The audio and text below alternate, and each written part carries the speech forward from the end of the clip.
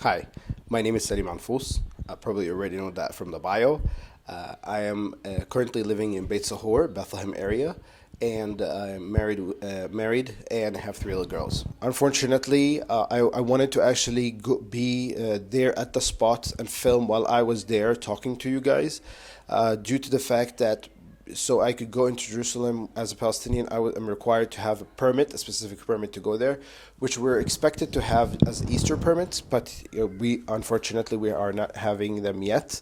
No one knows why. The churches are not giving. They even don't know. The church leaders don't know why the Israeli authorities are not giving us permits until now.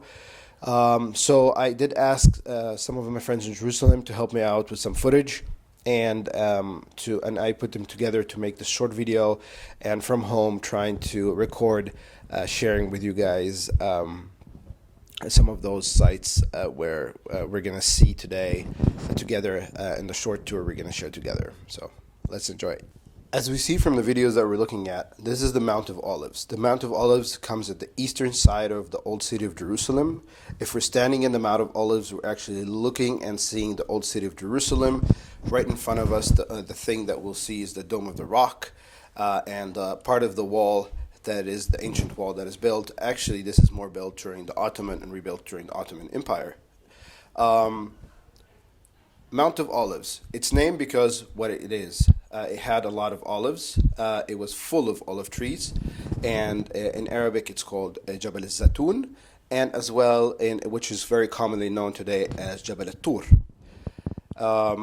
Of course, you can't see a lot of olive trees now because the constructions and modern day the expansion of buildings, it reduced the amount of olive trees that existed today. But and so what we see at the very deep down at the Wadi, which separates between the Mount of Olives and the old city, is Wadi Kidron, or in Arabic Wadi al-Joz. Mount of Olive has been a very special place for Jesus. We could see how many times there are the sites there could tell how many multiple times Jesus spent there praying, teaching, weeping, and even we know that the ascension itself happened in the Mount of Olives. If we look at the back of the Mount of Olives, which is really not far away, a walking distance, it's about half a day walking distance, is Bethany. Bethany, Al-Izariya in Arabic, we know the story of Bethany and the place of Bethany, which the house of Lazarus, Mary, and Martha. They're very close friends of Jesus and his disciples. As I said, in Arabic, it's Al-Izariya. Al-Izariya comes from the name Al-Azar. And Al-Azar, he himself is Lazarus in Arabic. And because Jerusalem hosted as a place where a lot of the rich Jews were able to stay, a lot of the poor people, poor Jews, had to actually find somewhere else. And one of the closest places they could find is Bethany. And that's why Jesus loved it there, because it's a place where he could actually have a chance to teach, heal, talk, spend time with people. And this is what we know that Jesus always liked to do. That's why Bethany was a very special place for him. As we see now, we're going into the church. It's not a big church, and it's a modern church. It's built in the middle of 1900. There was a Byzantine church, and we could see some of the ruins of the columns that we were seeing. As well, there's a Crusader church there, also destroyed. And then what we see today is a church that is a modern church, built by an architect who was very famous, Antonio Barluzzi. He built a church in a way that resembles and sets an example of what the story relates to that spot.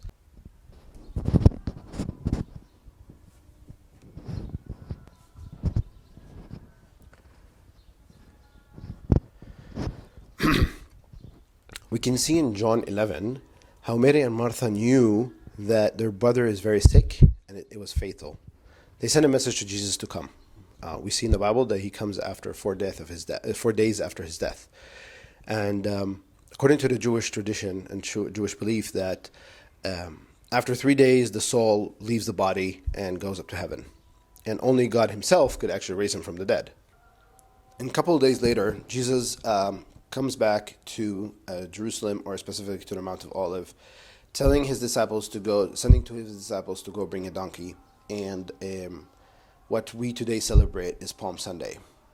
And we could see now, with the short footage that we have, that we can see some of the people are taking that path. On the way, halfway through the way, before he meets the people who are at the very bottom of the wadi, waiting for him with the palm trees and with their cloth, we could see in Luke 19 that he stopped halfway through and he stood in a place where he could see Jerusalem in front of him. Today there's a church there. It's called Dominus Flavus, and it's a church where it means actually the Lord wept. It's built in the middle of 1900 by Antonio Barluzzi, again, as I mentioned before. We could see the building looks like a tear. And also one of the amazing things that happened, that was done in the church, is he built the altar facing west instead of east. All the churches, the altars of the church are facing east, except this one and another one that are facing west. And the reason is because we could see from the footage that how it's facing Jerusalem, because Jesus looked at Jerusalem and he wept. We could see at the altar the beautiful mosaic picture of the hen and the chicks, and that's because when we could see in Luke 13. And from those biblical stories, we know, and we know these prophecies came to exist in the 17th century, where Titus came and destroyed Jerusalem. And didn't even leave a stone on top of another stone, and it was totally destroyed, and everyone in it had to flee Jerusalem. Now we know Jesus goes down. After he weeps, he goes down, and then people welcome him as the king, riding in a donkey, going into Jerusalem. So Jesus enters Jerusalem, and we know after that he goes to the temple, and during that week he stays in Jerusalem. And when the time came to celebrate Pesach, he sends again his disciples to prepare for the upper room, which we're seeing right now is the upper room that is actually more modern upper room. It was built during the Crusaders' time. We could see in the upper room there's a Muslim mihrab. After Salah ad-Din Ayyubi, a Muslim sultan who defeated the Crusaders in 1187, he took the upper room and they built a mihrab there. And we could see the tree there that Pope Francis requested to put there. It has 3 branches representing the 3 monotheistic religions. Things happen in the upper room that were very important. The Last Supper, Jesus washing their feet, Jesus telling Judas to do whatever he was meant to do, which we know that he left afterwards to betray Jesus, as well as we know that afterwards the disciples received the Holy Spirit in that room. That room was the very first place where the church started. So Gethsemane is an Aramaic word that means olive press. And because of the olive that existed in Olive Mountain, there was a huge olive press there during that time. Multiple things happened at Gethsemane, the Garden of Gethsemane. We know that Jesus went there and he took some time to pray, praying and even sweating in agony. And that's why the church there is called the Church of Agony. So we see the church. The church is actually, again, built by also the one and only, the famous Antonio Barluzzi. And he built it in a way we could see it's very dark. There's light coming in, but there is this dark purple light that comes in, gives it that feeling of sadness and pain. Because what happened, we know at Gethsemane that Jesus was betrayed there. So we know the story where, Judas came with the soldiers and many people, and he gave him the betrayal kiss, and they knew it was Jesus. They arrested him. We know that Peter gets angry, and he pulls a knife, sword. He cuts the servant's ear. Jesus puts it back.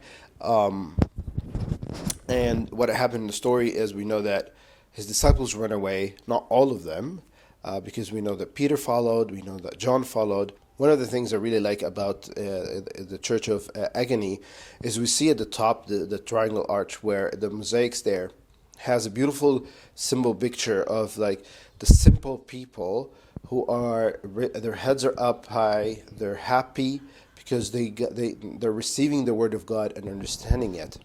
And the other side, it represents the people who are wise, who are in leadership, who are in power, misunderstood the message of God, and that's why they have their heads bowed. They misinterpreted and misunderstood God. Jesus gets dragged from Gethsemane, going back all the way up to Mount Zion. We could see those steps. Those are steps actually during Roman time. So probably those are the steps that the soldiers took Jesus up to Caiaphas' house. They treated him not in a nice way. He was tied up. He was getting dragged. He was getting beaten. And then we see that also when they were interrogating him. They start slapping him because, mocking him that, well, if you're the Messiah, well, tell us who slapped you. Now we know that when they asked him, and he did tell them that he is the Messiah, he is God. The head of the Sanhedrin priests, he tore his clothes, and they decided to kill him. They said, like, this is it, he must die. We could see that well, and that well basically this is what happened. We could see how his hands were tied. After they decided that he's going to get killed, they sent him down and they beat him up. They throw him in a pit. They pull him down in a pit, as we could see. And there where we remember Psalm 88 and how painful it was when he was there down, until the next day when it came up. When the next day came out, they dragged him out and took him to Pilate, where we see later to send him to the cross. We know that the prophecy that Jesus gave to Peter happened, that he denied him 3 times while he was there, trying to see what's going on. People recognizing him, but him denying that he knows Jesus, and that's why we see this beautiful sculpture of 3 people and Peter and the rooster. I really hope this short tour on the sites that take us to step by step from Bethany to Palm Sunday or the Palm Day, and weeping and crying and celebrating Pesach, and then getting arrested and beaten, all those steps leading to Easter was enjoyable for you guys. I hope I gave some information that were helpful and nice, and thank you so much for this opportunity.